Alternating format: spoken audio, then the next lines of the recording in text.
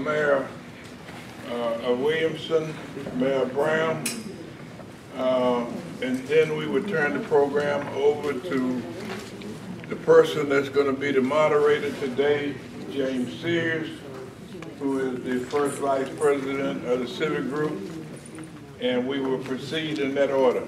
So, Mayor Brown, you may have the floor, please, ma'am.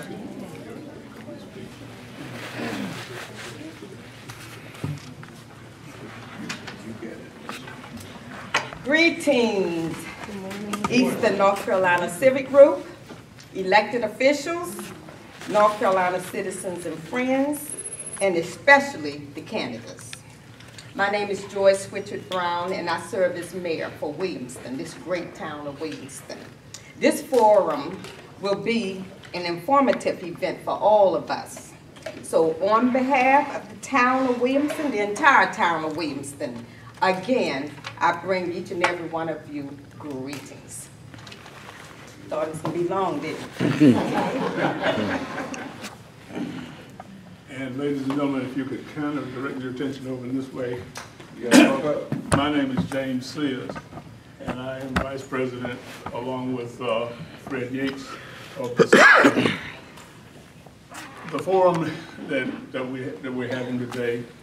The candidates know we sent them a letter, but so you're at the same place. Let me just read to you. This is a letter that we sent to the candidates, and it simply says, "Dear candidates, we're sponsoring a forum for regional candidates. The forum is for contested races only. The forum will be held on October 1st, 2016 at the Technology Development Center, 411 East Boulevard, Williamston, in Martin County. Please respond by September 21st if you will be able to participate with us." The schedule of candidates is as follows. And what we have is the North Carolina House District seats, 1, 3, 6, 9, 10, and 13. The North Carolina State Senate districts 1, 2, and 4. U.S. Congress districts 1 and 3. The North Carolina District Courts, District 1, 2, and 3A. The North Carolina District Courts 3B and 6, and the District Courts 7 and 8. That's the letter that all of the candidates received. We have some invitations to them, and we sent the letters out, and we had no way to decide who came back. So those who have responded are here, and we're going to ask them in this order to come up here to the front. The North Carolina House District contestants, if you would come and take the table. The candidates for North Carolina State Senate, if they're in here, I wish that you would. We have the ladies here in the front who will direct you to the holding room. And the U.S. Congress district persons, you would follow them also. And if you would just take the first four booklets there, for 1, 2, 3, and 4. And you can put the others to one side. Oh, you're fine. The way we're going to run this now is we're going to have some questions for our candidates, and I will read the question, and you will hear it, and the candidates will hear it, and the candidates will have it in front of them so that they can adjust their responses accordingly. We're going to have about 2 minutes for an opening statement, and after that, we will have questions of the various breeds. What we have here in front of us now are Representative Steinburg from the 1st District, and we have Ms. Marva Baldwin for the 3rd District, I believe that is, Mr. Warren Judge for the 6th District, Mr. Brian Farkas for district number 9. And so that's how it will be. We're going to ask that if you could hold your applause or whatever, and if you have questions, wish you would write them on a card and get them to one of these ladies who are back here in the back, if you have a question. And with that, are there any questions that anybody has? So we could, as we begin to get started. Thank you very much. All right. So of the sheets that you have, whoever is number 1, here's the first question. It's actually a statement. Tell us about you, your experience, and your background, and why we should vote for you in this office. Okay, my name is Bob Steinburg, and I am the House Representative in District 1, which comprises 6 counties in northeastern North Carolina. I represent Pasquotank, Currituck, Camden, Perquimans, Chowan, and Terrell counties. And this is, I've just completed my 2nd term in the State House, and I am currently serving on a number of very important committees. One of them, the most important committee for our particular region, is I am chairman of the House Agriculture Committee. And of course, we all know how important agriculture is to our communities here, to our region and our state. It is the #1 industry in the state. It is the #1 industry in our region. And I am honored and humbled and proud to be serving as the chairman of the House Ag Committee, so that I can bring forth the needs of the folks who farm and so forth and are involved in every aspect of agriculture, bring their message back to Raleigh and try and create some legislation that is very, very helpful to them. I am married, been married for 45 years to my wife Marie. We have a couple of kids. Our oldest son coaches men's basketball at Kent State. Our youngest son is at R.J. Reynolds. He's in management at R.J. Reynolds in Winston-Salem. I have been working very, very closely with Elizabeth City State University, which of course is near and dear to all of your hearts, I am sure, and have done all that can be done up to this point in time to try and ensure that this great university is going to continue moving forward. It has had its challenges, there's no question about that, but I am committed to the university, and I know my friend Fred Yates sits on the board there, and he can attest to that as well. If we're going to continue to develop this region, we have to ensure that Elizabeth City State University is not just sustained, but we need to get that university into a position where it is growing, and it's necessary for this region to grow to have a strong ECSU. So go Vikings. Thank you. Good morning. My name is Marva Baldwin. First of all, I'd like to thank you for the work that you've been doing over the years. I have known Reverend Sears for, I think, probably about 25 years or more. I got involved with the coalition when my daughter was state president for the North Carolina Association of Teen Democrats, and the support that this group organization has provided for us, not so much from the standpoint of supporting her as a Democrat, but from the standpoint of helping her to grow and to feel that self-confidence that we need our young people to have. And that is one of the reasons why I got into this and decided to run. I am very concerned about what I am seeing with our young people.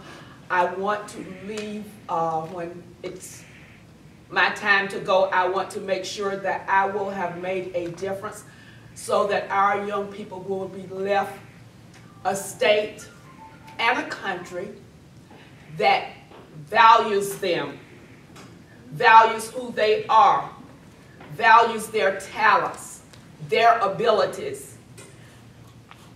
I'm seeing some things in education that are very disturbing. I want us to make sure that we have a strong educational system, especially for children who do not go to a charter school or cannot afford a private school. So it is very important to me what we are doing in education. It is also very important to me that we have legal equity for all citizens, that there is equity in sentencing, there is equity in our communities, no matter what the community is, no matter what the community looks like, but that each and every citizen can feel valued, that if there is a legal issue that comes up, that they are going to be treated fairly, and I'll say more about that in a few minutes. Thank you, Ms. Baldwin. Okay. Thank you, Ken. Can I just say I am a retired educator? Okay. Thank you, James. Thank you all for coming today and for inviting me and having us here. I'm Warren Judge. I live in Kitty Hawk, North Carolina. My wife Tess and I have been married for 42 years. We have 4 grown children and we have 8 grandchildren. I have served, I'm a small businessman. I work my business every day, making payroll and employing people, and I know their ups and their downs in their life and the challenges and the needs that we all have. I'm in my 16th year as a Dare County Commissioner, sitting on the Board of Commissioners for Dare County. I've chaired it for 11 years. Under my leadership, Dare County doubled their commitment to the per pupil expenditure for our education system. We oversaw a huge economic development in Dare County, creating jobs. I worked hard for fishermen and access in the Cape Hatteras National Seashore from 2005 to 2012, when we were so badly challenged by restrictions on even access to be able to go to work and for our visitors to enjoy the coast. This experience has equipped me and has prepared me to serve the counties of Washington, Hyde, North Beaufort, and Dare County in the General Assembly. I'm a real grassroots type of guy. I know the people in my county. I've learned the people in House District 6. You're going to have great representation by me. As you all know, when you have a meeting, I come, and I do that with all the groups and all the different factions in our district. I've learned our issues, and I'm going to work hard for you. You'll be glad when you elect Warren Judge to the North Carolina House. And I'll be back often, and I'm ready for your questions today. Thank you all so much. Great, thank you, Mr. Farkas. Well, good morning, everyone. My name is Brian Farkas. Thank you all so much for having me today. I'm running to serve District 9 in the North Carolina House of Representatives. That area is basically eastern Pitt County, communities like Greenville, Winterville, runs east of Bethel. I've got some wonderful small rural communities like Grimesland and Grifton, and I grew up right in the middle of it. And so I'm 29 years old. I'm a product of the Pitt County schools, and I'm ready to give back because it's through our schools, it's through community programs, and the mentorship of people who watched out for me growing up that I'm able to be in this position to serve. And I think more than any other time, we need some new leadership, some new ideas that are willing to cast aside the political, the partisanship as much as possible, particularly in eastern North Carolina, where I feel that very much we are constantly left playing defense when it comes to resources and making sure that the East has its fair share of investment in our roads and schools. I'm ready to be a bipartisan voice that's going to work with Democrats and Republicans to get something done. And I think particularly in the East. We need to be thinking regionally, which is why I'm so excited to get outside of Pitt County for a little bit this morning and come into Martin County. Currently, I work for a small business. It's a local architecture firm. It was founded by my father on our family's kitchen table growing up. And I work with him now, and we go into small communities and we talk about master planning, and we actually do some work at the local community college here. I've worked for 5 years for the federal government before that, focusing on emergency management. And having been here when Hurricane Floyd came through and seeing some of the disasters that we've had in this region recently, I think emergency management is a voice we desperately need in the General Assembly.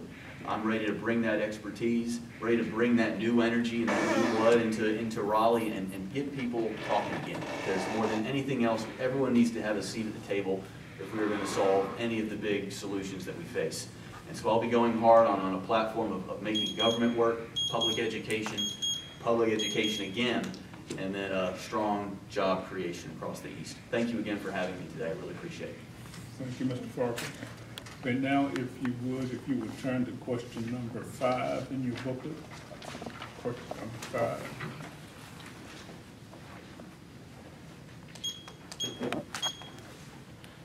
And this time we'll have 3 minutes. Okay. Well, some of this, on question number 2, some of it I'm not going to be able to comment on because it's... Just question number 5. Oh, question number 5, okay. Yeah. Let's say because it's pending in front of the court, so I've got to, being an elected official, I've got to be careful what I say. Okay, question number 5, thank you. Do you all know the question? Yeah. Okay, now I read it. There is an acknowledged gap. Oh, I'm sorry. Number 5. There is an acknowledged gap in the performance of students in our schools. What strategies would you use to address that gap? Start with me, though? Mm-hmm. Okay. All right, thank you for the question, and there is no question that there is a gap in the performance of students in our schools, and probably the biggest reason for that is the inability and struggle that some of our children have in having the reading skills and the comprehension skills that are necessary for them to be able to be successful in school. A lot of kids come in and as they come into kindergarten, first grade, they're already behind the 8 ball. So they're missing a lot that they don't have because they don't have, for whatever reason, the ability to be able to read and comprehend along with that of some of their peers. So these pre-K programs are very, very important. Smart Start, for example, I was at an event in Edenton just the other night where all of these Smart Start folks were gathered, and we were discussing and heard a program, and I've been involved in helping to ensure that the funding is there for Smart Start, and it is really making a difference. If you look in Chowan County, for example, and those were the figures that were being cited the other night, Chowan and Perquimans County, the levels of those being able to read on level were 14%. Through these recent efforts by Smart Start, that has increased to 33%. It's not, obviously we have a long way to go, but between 14% and 33%, we're making strides in the right direction. I was a book buddy in one of the elementary schools, and I can tell you that volunteering at that level makes a huge difference. I always tell the story about this little guy that I was working with when we first started as book buddies. He'd be over here and I was here, and by the time we got done after the year, he was sitting here and I was sitting there. So it was great because we became friends with one another and trusting one another, and it was a little awkward at first, but it worked. So getting involved, teaching these folks, these kids, giving them the opportunity how to learn to read, that is going to help them immensely as it relates to their success rate in school. Thank you. We have to have a commitment to funding at the rate that students have the opportunity to succeed. The reason I say that is because we have a lot of we have heard a lot of talk about the increase in teacher salary, but we don't hear very much about the number of students in a classroom, the number of students they have to teach. We need to lower the class size. For example, a teacher who has 32 students, and there are teachers who have 32 students in their classrooms, cannot have that one-on-one with students that is needed, especially for students who come in already disadvantaged. So we're going to have to look at funding where teachers will not have classrooms that is substantially over what they can commit to in order to help our students succeed. We need more private-public partnerships. Teachers can't do it all, but we have a lot of faith-based organizations that may be able to have tutorials after school where they may be able to teach or tutor with reading. Even if it brings in mentoring at this private public partnership. Because a lot of our children, we have children whose parents work, who are not able to dedicate the time that they need maybe to help that child with homework or schoolwork. But we have mentors, we have retired educators who can go in and help. So we have to have a commitment to private-public partnerships. I agree that Smart Start is one of the answers. We have to have a commitment to preschool education. We have to commit to going back to a Head Start for our children. We have to commit to helping parents, bringing parents into the equation, helping them to be better at working with their students.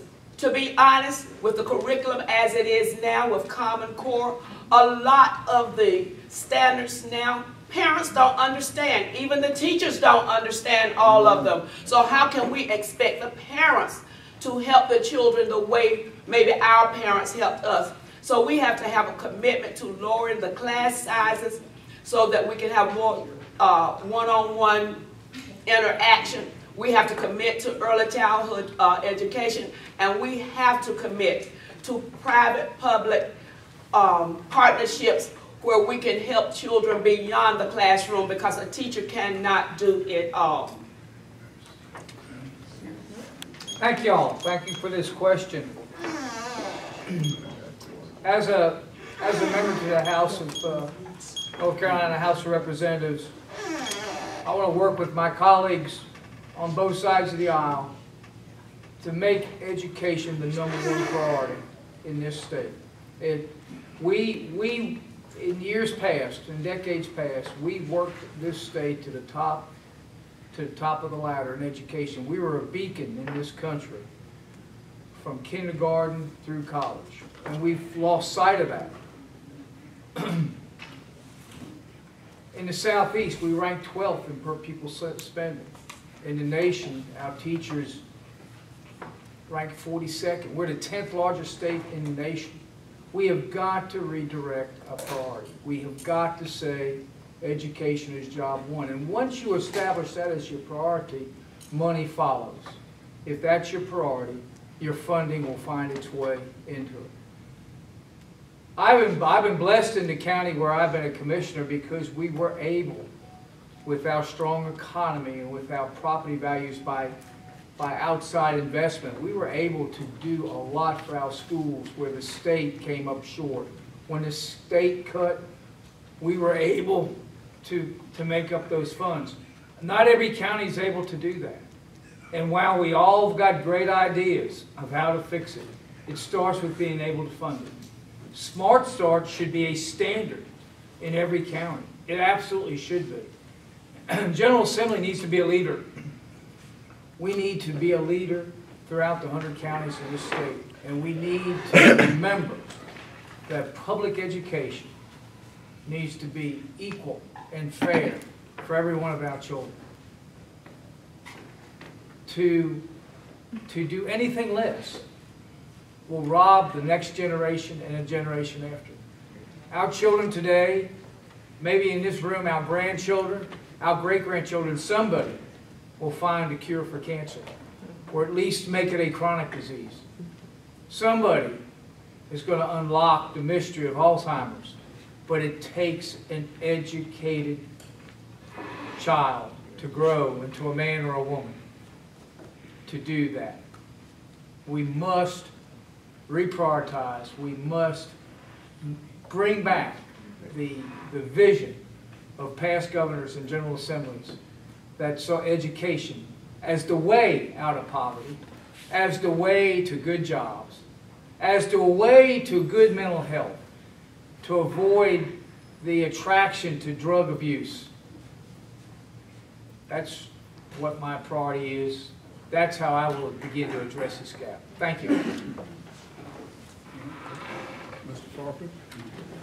I think everyone in the East asks, all they ask for in life is a fair opportunity to be successful in whatever they choose to do. I really believe that. And I believe that public education is one of the silver bullets that we have to make that a possibility and a reality.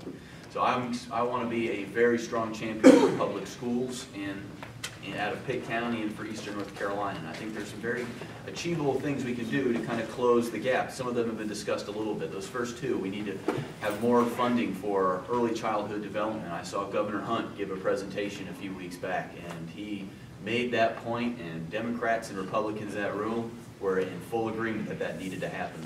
The second big statistic we need to work on is the literacy rate. We have got to get our literacy rate up. We must reach as many children before 3rd grade as possible in order to instill in them the basics that's needed to move forward and be successful. And the biggest determinant of success in all of that is a teacher. And we need to make sure that we are investing in attracting and retaining the high-quality teaching workforce that we need to be successful. And we do that, one, by paying them adequately. We also do that, though, by reinstituting some common sense policies that used to be in place. One of those was the North Carolina Teaching Fellows Program. We had a pipeline for teachers to come into our state, earn 4 years of college, and they would return that investment that we made in them with 4 years of service in our public schools. We got rid of that. And that was a statistically successful program where we paid ourselves off way beyond that 4-year investment. We need to make sure we have incentive pay for teachers like my brother, who took the time, invested in themselves, and got a master's degree. And my brother will tell you that if he hadn't got that master's degree, he was not as prepared to be in that classroom as possible. So those are the things we do to attract and retain that biggest determinant of success, our teachers. We need to make sure that we're personalizing education as much as we can. I believe that can happen within the public schools. We do that by reducing our class sizes. I went to South Central High School. There were 35 kids in a classroom that was not designed to be a classroom. We need to have teaching assistants, again, in there to help us personalize that education so that teachers can take that one-on-one time, or the teaching assistant can take that one-on-one time. Spending in our schools is critical, and it's just as good a business decision as anything else that we could possibly do in this area. And people need to understand that it can walk hand in hand with good business and good policy so that everyone, like I said, has that fair opportunity to be successful. I'm ready to be that voice and be that champion, be the squeaky wheel if I have to in the General Assembly to make it happen, and work with everyone on all sides of the aisle to bring in some of those common sense proposals that we desperately need. They're there. People can rally around, and we just need the political willpower to make it happen. Thank you.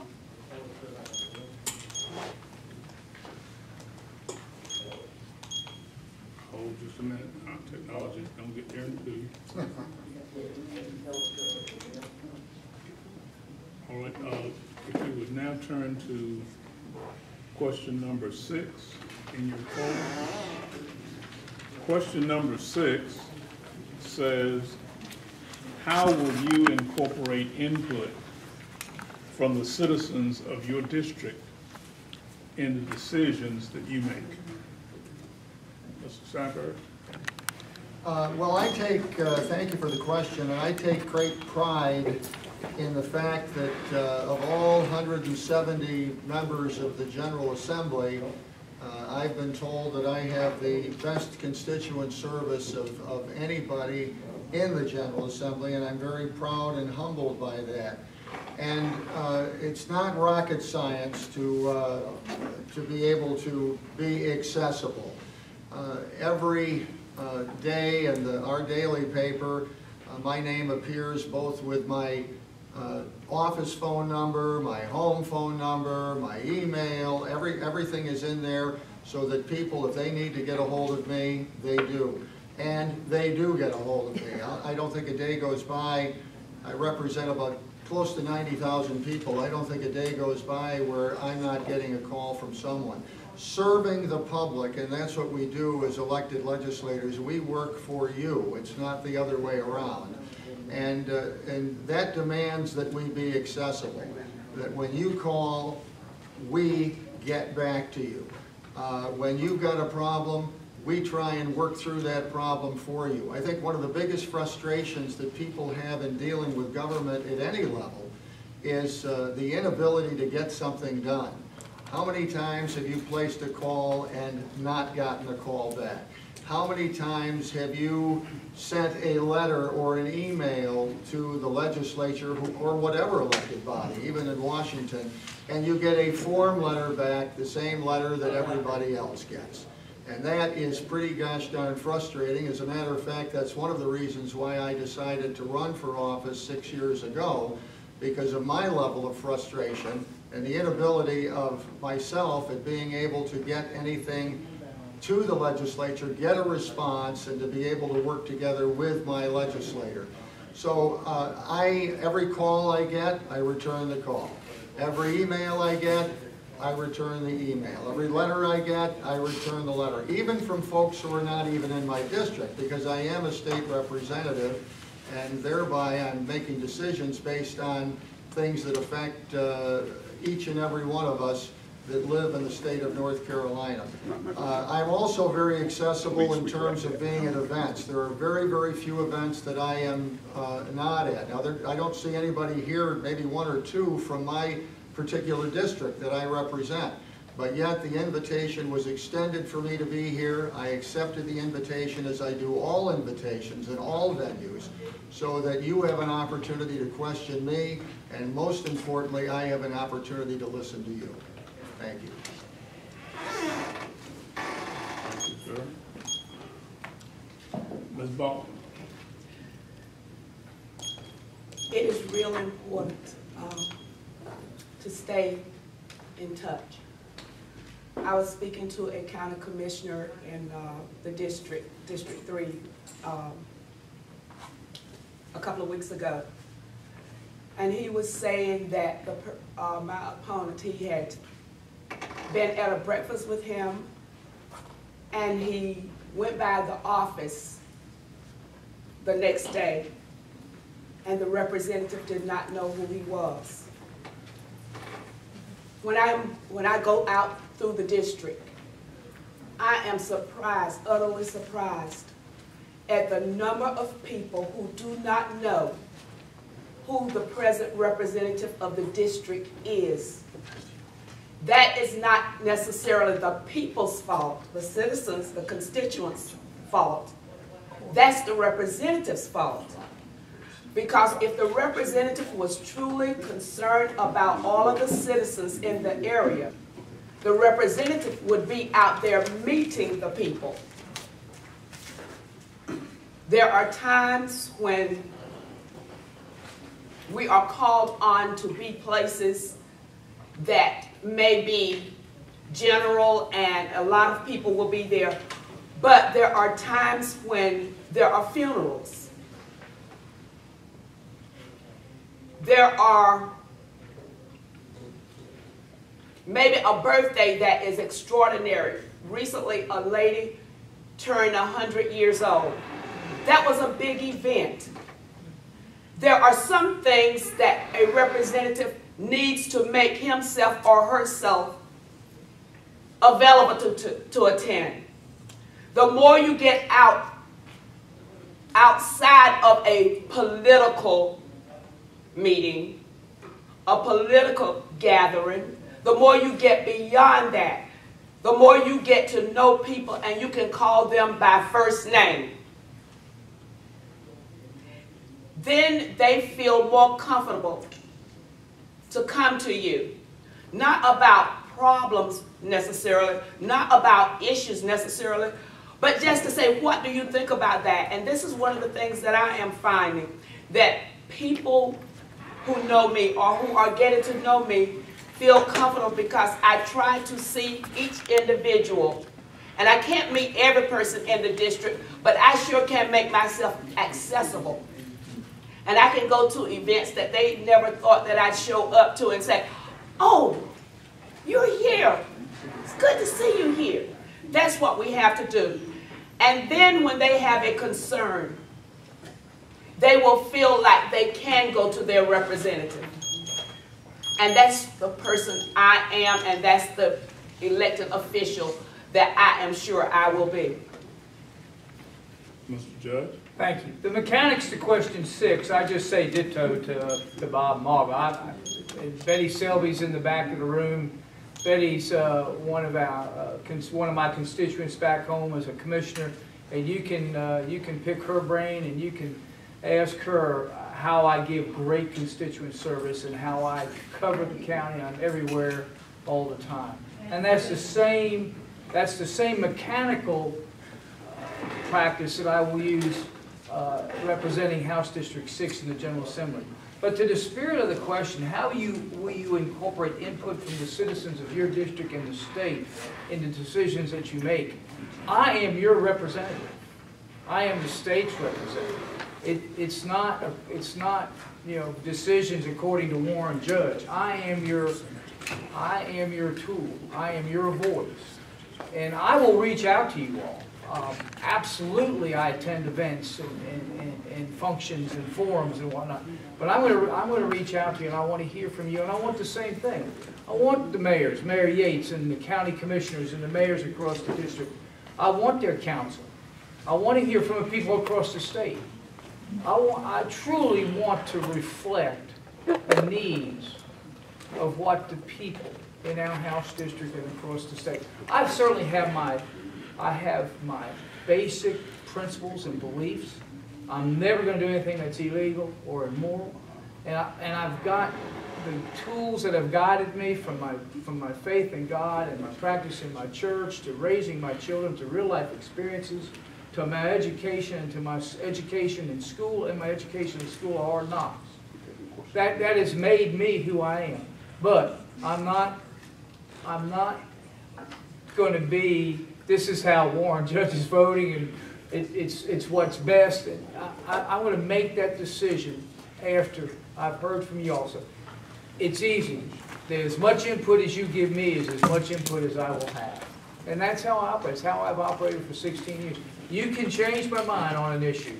From day one, I may have an idea of where we need to go with it, but if I hear from the people, and I hear from the people loud, and if I hear from the people long and strong enough, I'm not stuck in concrete, because I want to represent you. I want to do the best thing for all of us. Thank you.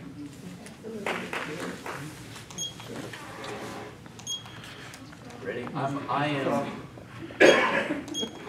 I am committed to maintaining a high level of constituent services. I think one of the first things I'd like to do if elected is actually engage some of my existing the other legislators and say, hey, what's working, what's not, when it comes to some more of the mechanical ways of how do we handle information as it comes into Raleigh.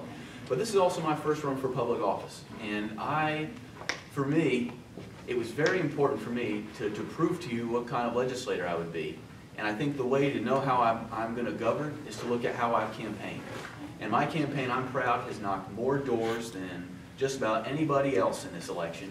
I've knocked 8,000 doors in my campaign across my district in House 9 to directly take my message to the people, and that means doing just as much listening as talking. I've also committed to a town hall program that I have run since May of this year. Once a month, the first Tuesday of every month, I set up a town hall all across my district, and I listen, and I engage, and I talk about ideas, and we bounce off solutions, and you know what, that's where some of the best ideas have come from. And I've told the media, and I've told the people in those town halls, I am committed to doing those past the election, because having grown up in this area, we've got some great politicians that we can learn a lot of lessons from about constituent services. But we also have some that tend to show up only around election time, and that's unacceptable to me too. And so I'm learning from the good, I'm learning from the bad, and I'm using my campaign to show you just what kind of representative I'm going to be. And if you want town halls, and if you want regular engagement, if you want an open door policy, I'm going to be that state representative for Pitt County.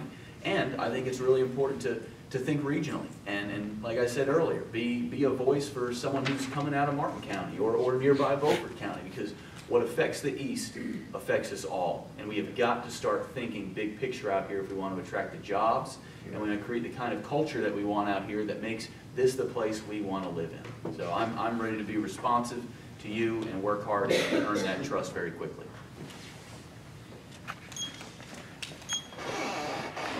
Mr. Steinburg, and the other candidates. I have a question that's not in your book. And I'm going to give you 2 minutes to respond to this. I want your feeling on House Bill 2 in 2 minutes, please. Okay, well, I'm very proud of House Bill 2. I am the one of 4 primary sponsors on House Bill 2. And House Bill 2 was necessitated because of the actions of a Charlotte City Council and mayor that tried to enforce a policy that was going to allow access to restrooms on the part of folks of the opposite sex. Restrooms, locker rooms, shower rooms, changing rooms, I'm sorry, that just doesn't cut it. Had the city of Charlotte not taken this route, then House Bill 2 wouldn't have existed. There was no reason. We didn't go into the General Assembly on one day just because we thought we'd like to stir things up. House Bill 2 has been so misrepresented and used as a political football that it's nauseating, and it would make anybody with half a brain sick to their stomach. To try and use something like this where we're trying to protect women and children, and where we are, people are talking about how this is driving business away from the state and so on and so forth. On my campaign signs and every ad that I run, it says I am a Christian and I am a conservative. And I am going to stand for those traditional values no matter what. I don't care whether it's politically popular. I don't care if we lose business as a result. We are going to protect our women and children. I am glad that House Bill 2 was passed. I'm glad to have been a part of it. And I'm going to continue to do, whether it's popular or not, anything to protect our most vulnerable among us, and that is our women and children. First, foremost, and always, win or lose. Amen. Thank you. Ms. Baldwin? I am always for equal protection under the law. I am always a proponent, a believer in following the law when the law is right. If House Bill 2 was only about bathrooms, that would be one thing. But there is something else that was not mentioned that to me is as important and if not more important. And that is whether or not I have the right to sue. That's not right. That's not right. You have. May I finish, please? May I finish? Just a minute. In a state court for. I'm sorry, it's incorrect, ma'am. Mrs. Steinburg, she didn't interrupt you. Oh, please let her go with her statement. Go ahead, ma'am. Sorry. Ms. Baldwin. This is one of the problems that I see. A rigidity and an inflexibility. I may not always agree with everything that is in House Bill 2, but as one who came up through the civil rights days, when basically the same arguments were made against blacks, places where we couldn't go, public places we couldn't be a part of, public accommodation. When the state becomes the one and only rule and it cannot be challenged. House Bill 2 is about so much more than bathrooms. It is about legal rights that should be accorded to every citizen. And that has been taken away. Thank you. I absolutely support, I absolutely expect that every resident and every visitor to this state feel completely safe in any public facility. I would vote against this bill. I would vote to repeal it if I have that opportunity. It's a bad bill. It's bad legislation. It's bad public policy. The General Assembly has reached into local politics and they've disguised it behind images of women and children. There's not a soul that doesn't want to protect all the people in our society, and I'm one of those. If that's what we need to do, then that's the discussion we need to have, and we need to have it more than 3 hours on a Wednesday morning. The minority side in the government needs to be heard and not shut down. But Articles 2 and 3 are terrible. It has stripped power from local governments. It has stripped rights from you all, from everybody. And the economic impacts are devastating. Yes. They are devastating. Am I done? No. And as candidates, everybody stands before crowds of people. I'm the job candidate. I'm going to create jobs. We have hurt the small business person in this state. And these events that we're losing probably don't come back. They're going to go someplace and they're going to find another home. We messed with something that probably didn't need to be messed with, and the way it was messed with, in the rushed tones that it was done. Again, I support everybody's right and everybody's expectation of protection to feel safe and secure, and we need to do that. This is bad public policy. I agree with Commissioner Judge. I believe this was a bad bill, and it was about so much more than bathrooms. It's frustrating. I had to spend 2 months at least of my campaign when this stuff all came out, knocking doors in my town halls talking about bathrooms. And the reality is that we already have laws in place when it comes to assault, when it comes to what could happen in these situations that would penalize criminals who would do these things. So it's unacceptable because, and I believe that this was designed, this bill, to fire up the extremes of both parties and really forget about good, decent public policy. And I think to Commissioner Judge's point, I've been very concerned with a pattern of behavior from the State General Assembly that is stripping power from local governments across the state and centralizing it in Raleigh. We are seeing districts redrawn in Wake County and in Greensboro when elections go one way they're not supposed to. We see water plants power taken away from local county governments out in Buncombe County. And we see this constantly happening, and a centralization of power in Raleigh that is very, very concerning. And I will say this, when more than 100 Fortune 500 companies and their legal departments, and these companies pay good money for some of the best lawyers to keep them on staff, when they all say that you have overstepped and that there is a danger in what you have done and that you have opened the door to discrimination, you better start listening to them.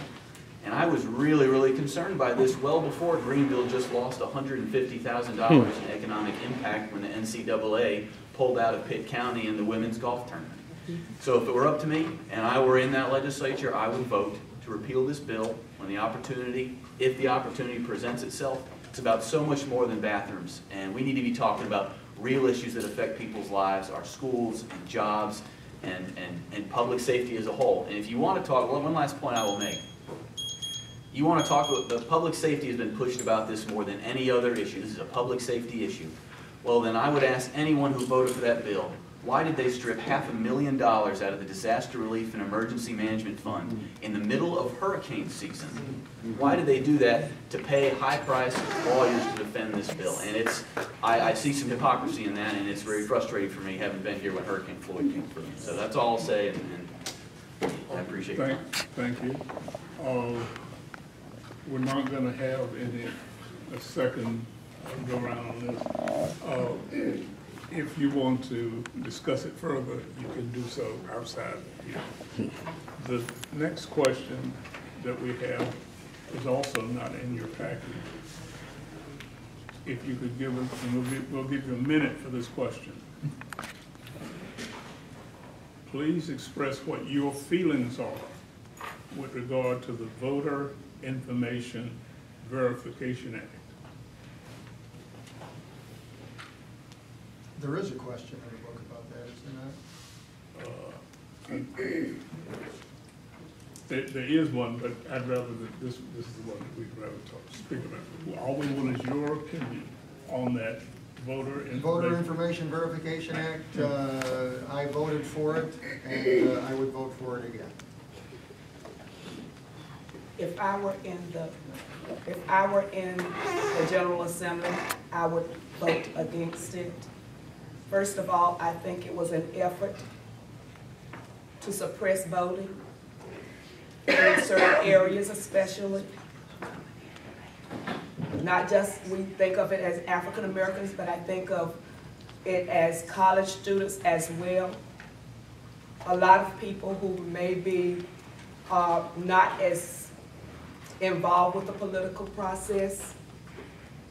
I think voting was the right for certain people, for minorities to vote, was purchased at such heavy cost. The lives of individuals. We should be opening the door so that everyone who is eligible to vote will be able to vote without there being any type of hindrance to that voting. And I strongly hope that if this goes to the Supreme Court once there is a majority in another form, and I expect it to go in another form, that the Supreme Court will uphold what they have already said. This is unconscionable. James, can I get you to restate the question? It's going to be hard for me to answer this in 1 minute. What I want is what your feelings are about the Voter Information Verification Act. What your feelings are. You know, this is another one of those pieces of legislation that have a lot of stuff thrown into it, and I think all of us in this room would agree that you have a driver's license when you drive. If you go to cash your check, you have to have an ID. I'm not opposed to us being able to. Yeah, I'm Warren Judge. Here's proof that I'm Warren Judge. But that is the least of what this does. This is restrictive. It's designed to deny us access to the voting booth. That's what it's designed as. And so my feeling about the act is it needs to go away. It needs to. If we have a person identification problem, we need to address that. But to take your right and your privilege to go vote and elect the people who are going to make the laws for you and make that harder for you to do, all of us, that's terrible. You know, it's something I don't understand. My neighbor is the judge at the poll, and she knows where I live. She knows my address. She's signing me up, but if I don't have a driver's license, I can't vote. What? There's something wrong with that. So when I say that, I don't like the act. I'm opposed to it. We need to go back to the drawing board. But that's not. But I'm also not saying that, hey, free. It doesn't matter who you are. I mean, we've all got to identify ourselves when we need to identify ourselves. Thank you. My sentiments are very similar to Commissioner Judge's. I believe that the original intent of this legislation had been just about a voter ID card, and we had done enough due diligence to make sure that we could grandfather it in over time to account for some of our older populations which may not have the records necessary to have that ID. Maybe I would think about it, but it's about so much more than that. And when you've got teachers can no longer in their social studies classes encourage students to register to vote, that made no sense to me. When you've got students at East Carolina University and across this entire state who've got a student ID that has a lot of personal data on it, and for the most, it's basically a state card, but that one's unacceptable to be used as a form of identification, but others are. When we're cherry picking what works and what doesn't, I'm very, very concerned about that. We're on a real slippery slope with this. So, like I said, while I believe the original intent of that may have been good, it was, again, another overstep out of Raleigh, and I believe to intentionally suppress different populations of voters. And I would have voted against it. Yeah, so that's where I'm at on that one. Thank you. Now, to close out, we're going to give each of you a minute to close your closing statement. You have a minute. Mr. Steinburg. Okay, well, I thank you very much, Mr. Sears and Fred and all of you for having this function here today. It's the, I think, third one that I've participated in. And I appreciate the opportunity to come in front of you today and to share with you some of my thoughts and views on obviously these questions that were presented to us today and more. Unfortunately, at a forum like this, you do not have the opportunity for rebuttal. You do not have the opportunity to correct misstatements that were made here today, and there were plenty of them, and assumptions that just really don't exist. So it is, well, the assumptions exist, but they're not fact. There's a difference between fact and reality, and something just being a good talking point. But nonetheless, I'm glad to have presented my point of view on these issues, and I thank you for your time today. Thank you. And I too thank you, and I will follow up by saying one man's fact is another man's non-reality. But anyway, one of the things that I hope happens is that we encourage everybody who is eligible to vote to go out and vote. This is a pivotal election from top to bottom. Please, please make sure that everyone we talk to not only look at the top of the ticket, but look down ballot, especially the judicial. That's real important.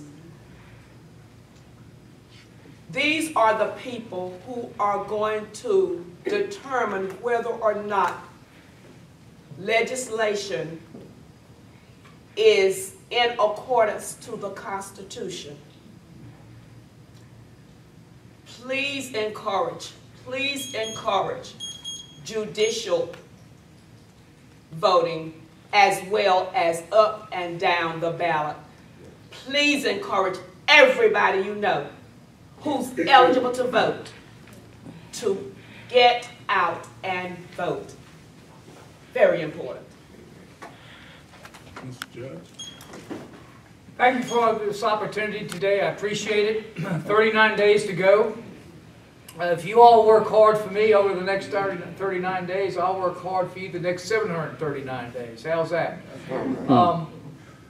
This election is so very important. It's about the soul of North Carolina, folks. It is about our heart and our soul, and it's about the future, and it's about our children.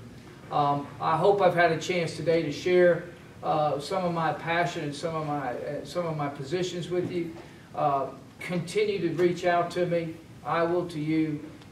But please, I ask for your support, your vote, and let's get everybody to vote. Our friends, our neighbors. Let's work real hard for the next 39 days. I encourage you to to wake up early each morning during early voting and get people to the polls, and then on November 8th, and then we can all rest that evening. Now, hopefully with a smile on our face. Well, thank you all so much for having me today. I appreciate it to talk about the different issues that we face. And I think, like I said in the closing, I'm asking everyone to support, because years ago through our schools and community programs and various mentorships of individuals who took the time to watch out for me, I'm asking to, you all invested in me, and I'm asking to let that investment start paying off. I believe I bring the unique experience and education to hit the ground running and start working for everybody.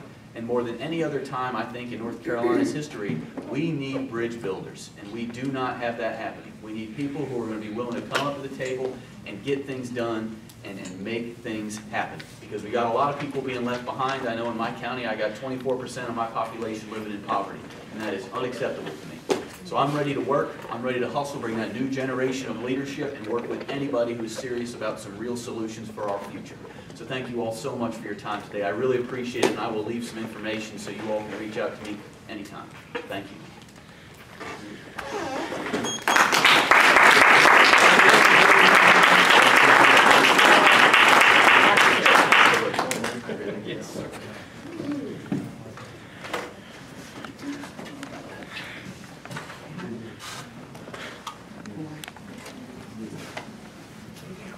Thank you, and if you will give us just a few minutes, we will have to adjust for our next group of candidates.